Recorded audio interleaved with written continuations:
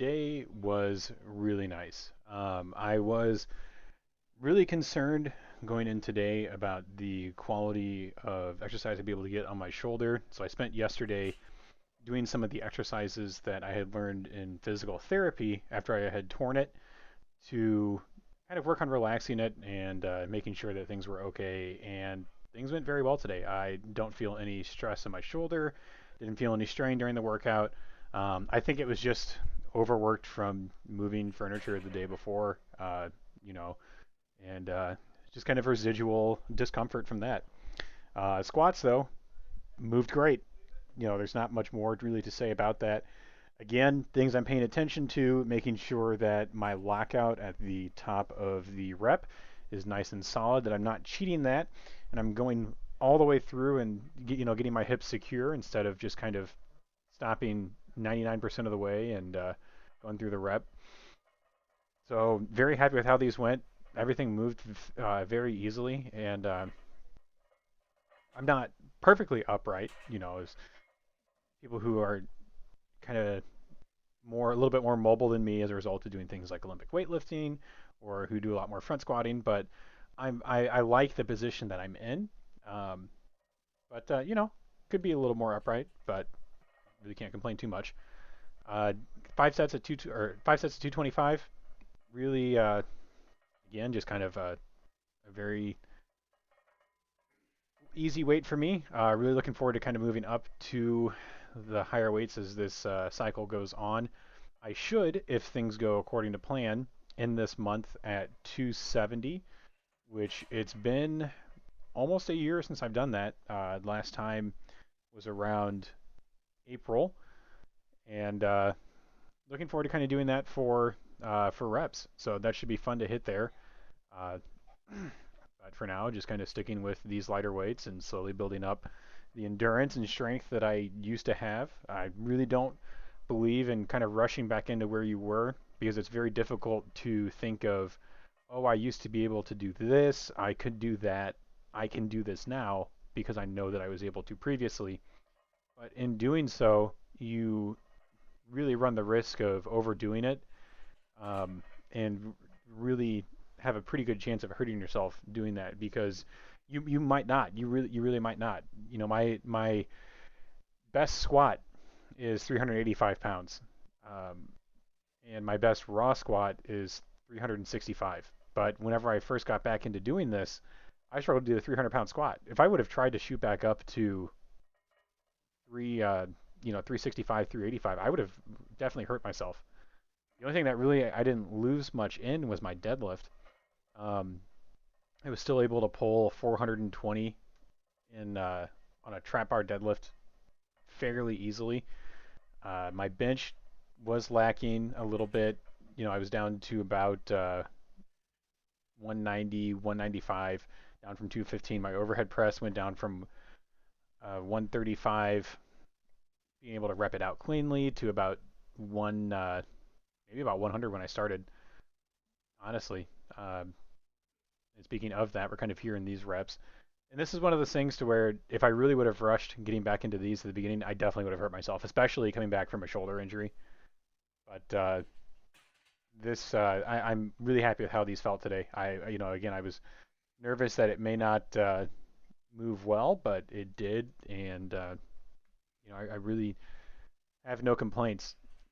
Again, I'm still feeling pretty confident about my plan of going forward and doing up to 110 with the goal, ideally, of hitting 120 for 5 sets of 5 on solid reps without doing a push press. But ultimately, if I end up having to push press either the 110 or the 115, I'm going to stop at that weight and do it again the next session until I can get 5 solid sets without having to push press. Um, Push pressing isn't the worst thing in the world.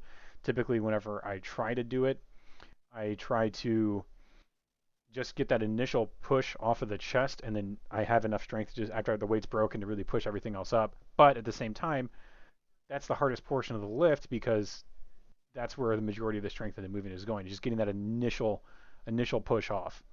So I would really want to be able to get that solidly. Otherwise, I'm really not doing the lift the way that it's supposed to be done. So I can accept a push press for like a maximum to see what I can do maximally, as a single lift, but I'm still going to separate that away from like a strict overhead press. Right now, my strict overhead press for a single rep tops out at 135, and my push press was 165. I did that, I want to say 2 or 3 weeks ago, um, but I'm probably not going to test overhead press too often, just because it's one of those things to where I just need to slowly build up strength in that because it's just something that is fundamentally more difficult for me than all the others. But just slowly chipping away and slowly working, I feel is going to be beneficial to me. If I really did want to build up strength in it a lot faster, I'd be doing it more consistently than I am now. Just doing it, twice one week, once the next, is going to help maintain strength and add a little bit over time, but it's not enough to really promote a lot of strength. If you're really wanting to benefit, and build up strength more substantially, you would ideally do it 3 times a week, every week, with one of those being like a variation where you add in like a push press or you do a seated press or something to kind of really help add variety to that. Kind of like how I have my deadlift programmed, going into doing 2 different variations on the traditional deadlift, so that way I can focus on a couple different aspects of that lift and still feel like I'm making progression, do something different that's not as monotonous as doing the same exercises every single session, and adding just that enough variety to really kind of make it feel better. So moving on to the block pulls, 350 pounds, really nothing super difficult for me. This was the maximal weight for me at the end of my second month, about 5 weeks ago, and it wasn't super difficult then. It was definitely feeling like a heavy working weight then, but now it's just a working weight.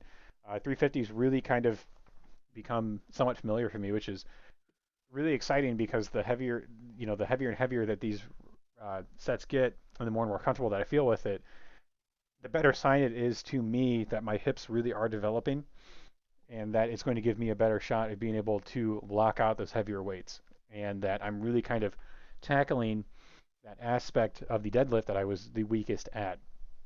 So it feels really good to be pushing weight on this. I know that in the past I would have struggled around 365, 385, 400, and then 420 to really kind of push that up. And now being able to rep close to that maximum, in fact, having repped that maximum at 365, it feels good. I know that I'm getting stronger, and these are moving cleaner and cleaner every week. One thing that I had touched on previously was talking about CNS exhaustion, and what I was getting at with that is that doing the same thing over and over and over and over again is just kind of taxing on your body and your central nervous system to where you start feeling sluggish at these movements.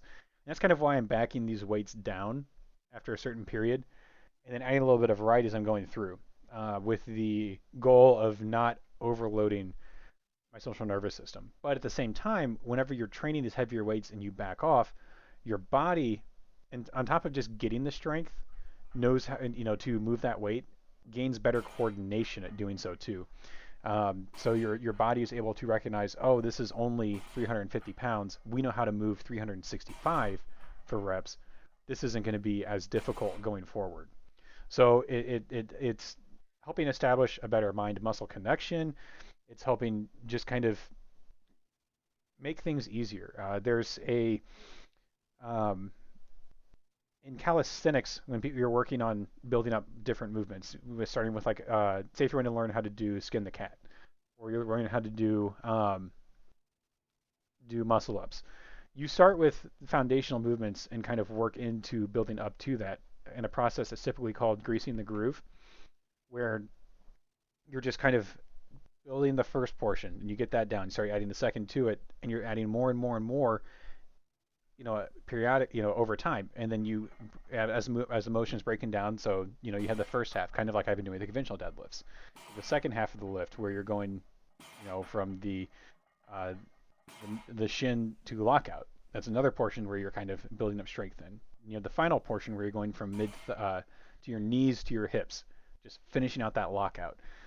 And you're adding all of those together to get a more robust final movement.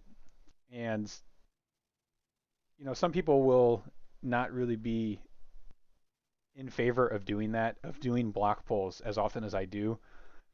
But I personally I have found a lot of benefit in doing that simply because of how weak again my hips were compared to everything else in my deadlifts.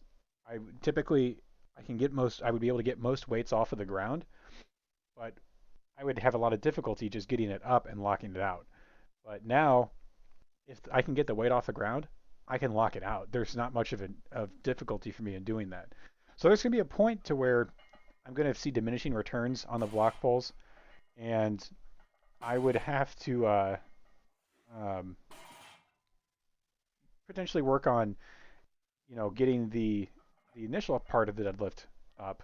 And so my my hips would be much stronger and stronger and stronger and stronger, but I wouldn't be able to start the reps as well. And this final set, I was stopping in between the couple reps and looking at my hand and readjusting the reps. And at the end, looking back at my hand again, I tore a callus on my ring finger as I was going through those sets. So it was getting kind of uncomfortable. So again, I'm not too concerned about training grip with these as well, as I mentioned in the past. So I kind of let it hang a little bit on my fingertips, but still had a good solid handle on the weight, just so I could finish out that set without having to rip the entire callus off because that can be really painful.